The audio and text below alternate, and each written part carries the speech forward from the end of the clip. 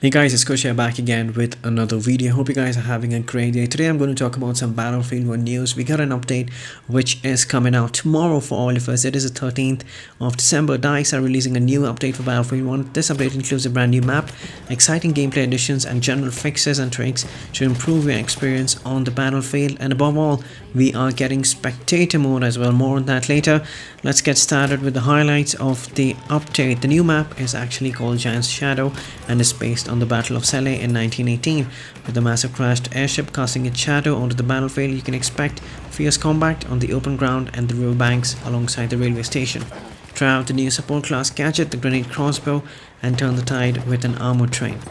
Giant Shadow will be available for everyone on 20th of December as a free update to Battlefield 1.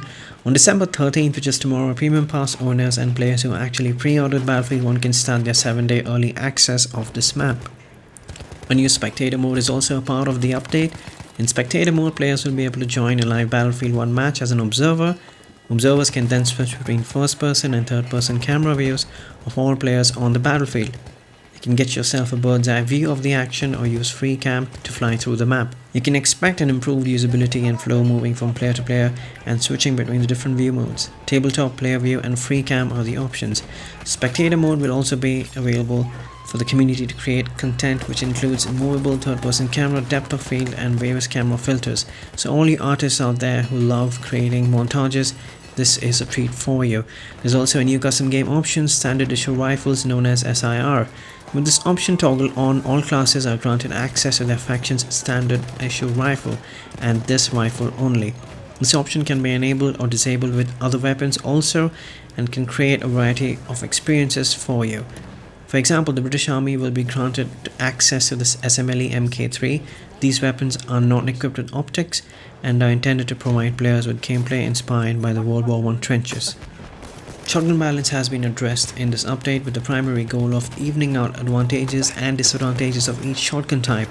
Some shotguns were unintentionally strong at certain distances, and to address this, DICE reduced the range for the buckshot variants of the M97 trench gun, the Model 10A and the sawed-off shotgun, reducing the maximum one kill distance. It's no more the God gun. Hope so it actually works.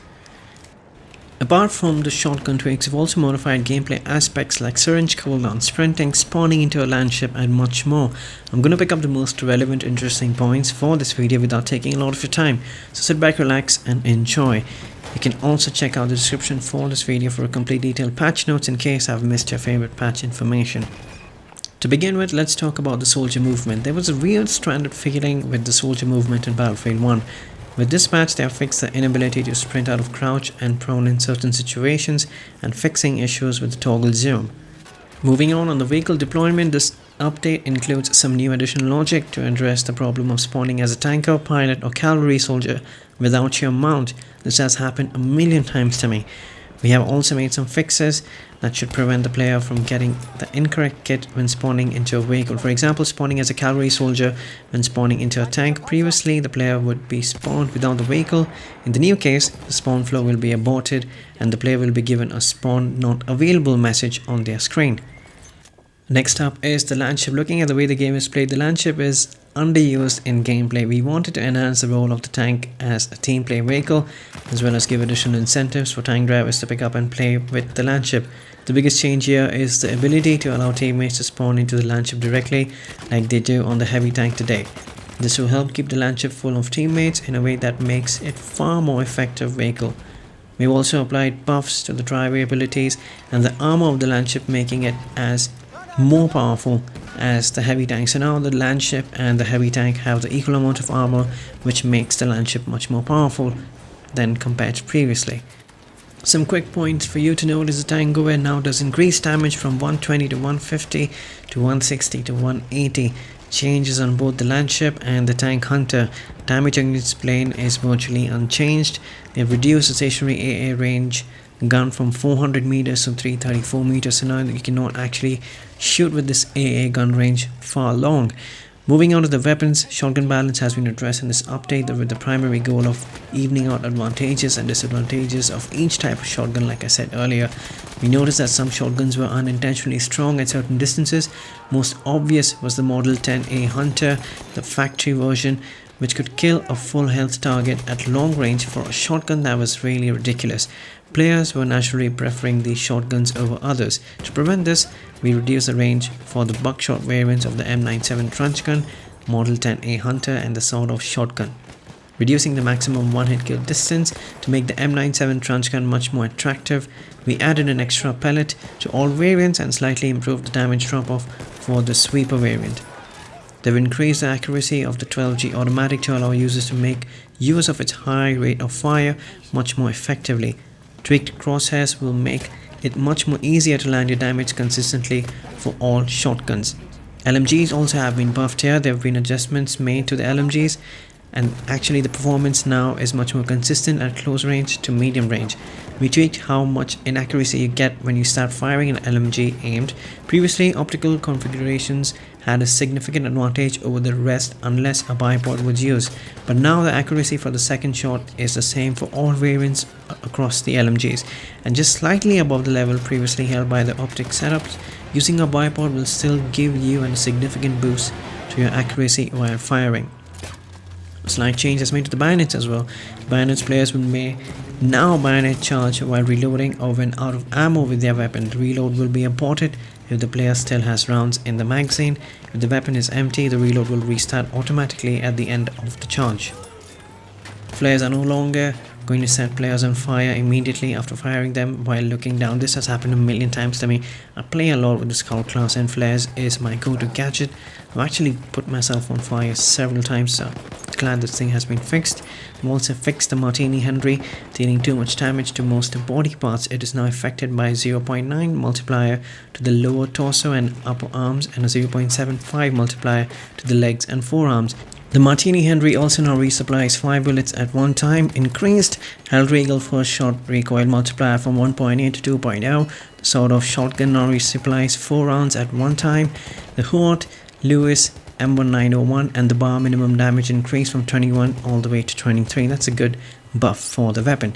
Talking about the medic changes that come along with this patch are for the medic class, the syringe. They've added a short cooldown period between the syringe uses and added the ability to ignore the cooldown if near an ammo crate. So this means that if you're together with a support class member of your team, you can quickly revive a large amount of soldiers, otherwise you will have a cooldown period. The cooldown is minor and is intended to only prevent the near instant revive of several soldiers in a very short time. Reviving a single soldier is unaffected. We feel this is a good balance to prevent revive trains from a single medic while not reducing the usefulness of revive with the bonus of additional team play. I don't really like this whole move done by DICE. I think people were already reviving players much more less, but now this thing just makes it much more difficult. But any which ways, we will get used to it. Moving on to the gameplay, the Monte Grappa, Suez and Ballroom Blitz along with Argonne Forest made tweaks to the certain areas of the map where attackers had very difficult time capturing specific sectors. Vehicle deployed mines can now have 6 mines alive in the world at one time. Previously it was set to 3. So now if you spawn into a tank and if you have mines that you can want to drop, you can actually put 6 of them and they all are active on the field. That's really cool. Also to note, the train on Suez now has a heavy mortar on the front turret instead of the 57mm AT gun. This gives it more impact on the flags.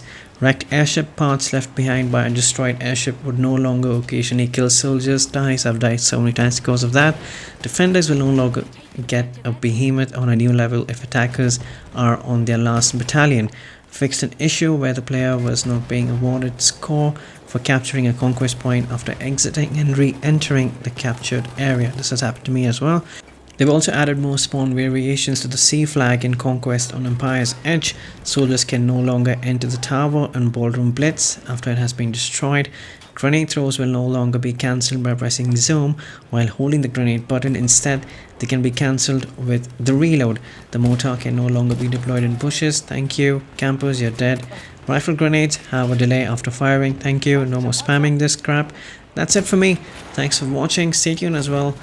as I bring in the live stream of this new map, Giant Shadow, and these were the points that I needed to pick up from the update. In case you want to check out the entire detailed information, you can check the description where I have linked the official patch notes. For more Battlefield 1 news, tips and gameplay, please subscribe. If you like this video, give it a thumbs up, and if you're not a Battlefield fan, give it a thumbs down.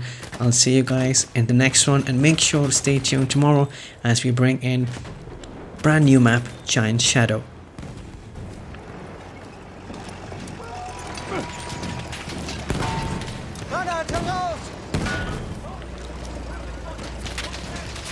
Alle Stränge sind